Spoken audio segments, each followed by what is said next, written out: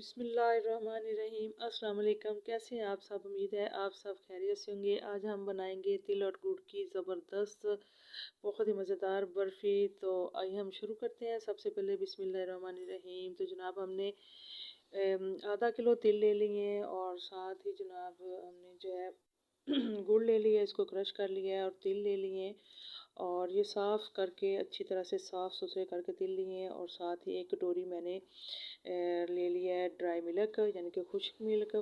तो सबसे पहले एक कढ़ाई लेते हैं, उसको चूल्हे पे रखते हैं और उसके अंदर जो तिल है उसको हम थोड़ा सा रोस्ट करेंगे ताकि इसके अंदर की जो हल्की फुल्की सी नमी हो वो अच्छी तरह से ख़त्म हो जाए और तिल अच्छी तरह से ग्राइंड हो जाए।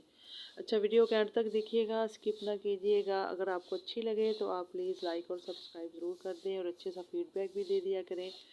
तो बस इसको जो है अच्छी तरह से रोस्ट करना है। तो तकरीबन 2 से 3 मिनट, ज़्यादा देर तक इसको रोस्ट नहीं करना है। फिर ये होता है कि तिल जो है कड़वे हो जाते हैं। तो मीडियम फ्लेम पे इसको रोस्ट करना है, हाई फ्लेम नहीं रखनी वरना ये जल जाते हैं। और ये देखें अब चिटकने की आवाज़ आ रही है, तो उस वक्त जो है तिल हमारे जो है बिल्कुल रेडी हो गए हैं और बिल्कुल ड्राई हो चुके हैं और इसको ग्राइंड करने के काबिल हो गए हैं। चूल्हा बंद कर दिया है और अब हम करेंगे इसको एक प्लेट के अंदर डिश आउट। इसको ठंडा होने के लिए रखते हैं किसी बड़ी प्लेट के अंदर। ये मैंने फैला दिया है ताकि ये ठंडे हो जाएं। तो तिल हमारे ठंडे हो गए हैं। तो अब ले लेंगे मिक्सी का जार, तो उसके अंदर थोड़ा थोड़ा करके इसको हमने ग्राइंड करना है। एकदम से ग्राइंड नहीं होते, तो इसको बस थोड़ा थोड़ा करके ग्राइंड करेंगे ताकि अच्छी तरह से फ़ाइन पाउडर हमारा बन जाए। तो जनाब सारे तिल को हमने ग्राइंड कर लिया था, तो ये देखें एक पाउडर सा बना लिया है। अच्छा, तो ये रेसिपी जो आज की रेसिपी है ये मेरी किसी के कहने पर मैं ये बना रही हूँ, किसी की फरमाइश थी तो उसी के लिए बना रही हूँ स्पेशल। तो जनाब इधर मैंने ले लिया है 1.5 किलो दूध है, फुल फैट दूध है, भैंस का गाढ़ा दूध है। तो इसको मैंने गर्म होने के लिए चूल्हे पे रख दिया था और ये तिल जो है ये इसके अंदर डाल देने हैं और इसको अच्छी तरह से इसके अंदर हल करना है। सारी रेसिपी जो है हमने मीडियम टू लो फ्लेम पे बनानी है, हाई फ्लेम नहीं करनी है वरना यह है कि दूध भी बुलबुल के बाहर गिरेगा और हमारी रेसिपी ख़राब हो जाएगी, मेहनत सारी ज़ाया हो जाएगी। तो बस इसको इस तरह हिलाते रहना है तकरीबन। और छोटी इलायची मैंने डाल दी है खुशबू के लिए, अच्छे फ्लेवर के लिए।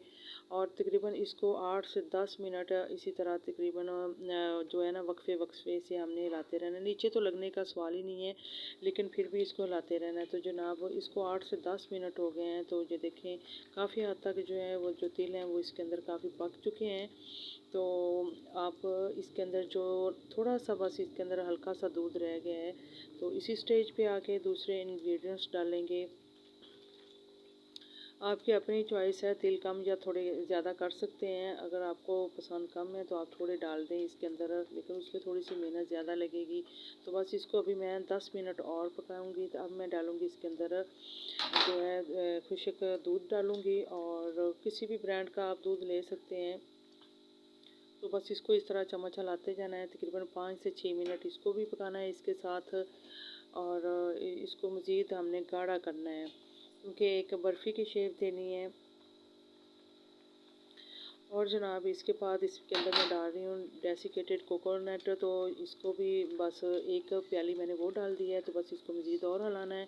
अगर आपके पास घर में मौजूद है तो आप डालें, अगर आपके पास घर में नहीं है तो आप इसको स्किप कर सकते हैं।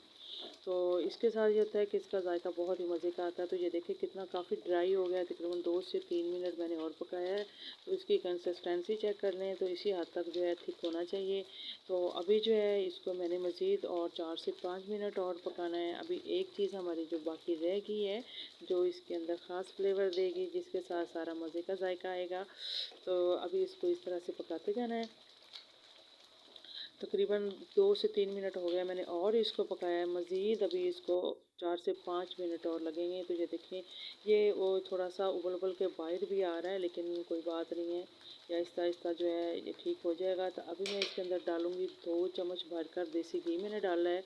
आपके घर में देसी घी है तो डालें वरना आप दूसरा भी यूज़ कर सकते हैं। अगर आपके घर में घी नहीं है तो मलाई जो दूध की होती है ना ताज़ा, वो भी आप इसके अंदर इसी स्टेज पे आके आप डाल सकते हैं। तो बस इसको 4 से 5 मिनट और पकाना है। और अब हम डालेंगे इसके अंदर जनाब गुड़ डालेंगे, जिसको क्रश करके मैंने रखा था। गुड़ को क्रश करना ज़रूरी है, वैसे आप ना डालें। इससे ये होता है कि ये इसके अंदर बहुत जल्दी मिक्स हो जाता है और ज़्यादा देर भी नहीं लगती। तो ये देखें ये अंदर बिल्कुल मेल्ट हो गया है, लेकिन गुड़ का भी जो हल्का फुल्का सा जो इसके अंदर पानी होता है वो भी अब निकलना शुरू हो गया है।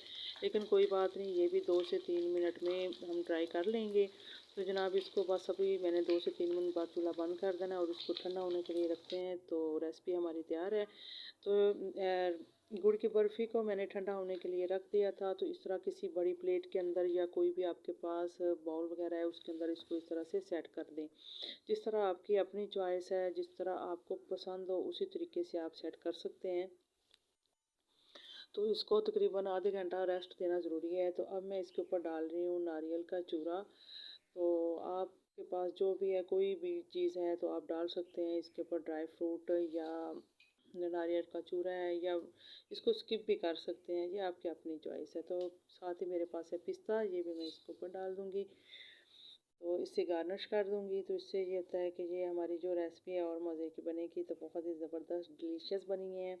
तो मैंने इसको चेक करके देखा था तो ज़बरदस्त बनी है। तो बस इसको स्पैचुला से ऊपर से मैं इस तरह से जो है दबा दूँगी ताकि हमारा पिस्ता और जो नारियल का चूरा है वो ऊपर से उतरे ना। और इसको इसकी कटिंग कर देंगे। इसके बाद आपकी अपनी चॉइस है, जिस तरीके से भी कटिंग करना चाहते हैं आप इसको कर सकते हैं। तो जनाब रेसिपी तो हमारी बिल्कुल रेडी हो गई, लेकिन मैं आपको चेक करके दिखाती हूँ। थोड़ा सा पीस आपको कट करके दिखाती हूँ। तो अभी मैंने इसको थोड़ी देर रेस्ट दिया था। तो आप ज़्यादा देर देंगे तो ये ज़्यादा जो है हार्ड बनेगी। तो बहुत ही मज़े की लग रही है दिखने में। तो ये देखें मैं आपको चेक करवा रही हूँ, क्लोज़ करके दिखाऊंगी, कैमरा क्लोज़ करूँगी तो ये देखें कितनी सॉफ्ट और कितनी नरम बनी है, ज़बरदस्त, बड़ी मज़ेदार। तो इसी के साथ ही मुझे इजाज़त दें। अपना बहुत सारा ख्याल रखिएगा। अल्लाह हाफिज़। अगली वीडियो तक बाय बाय।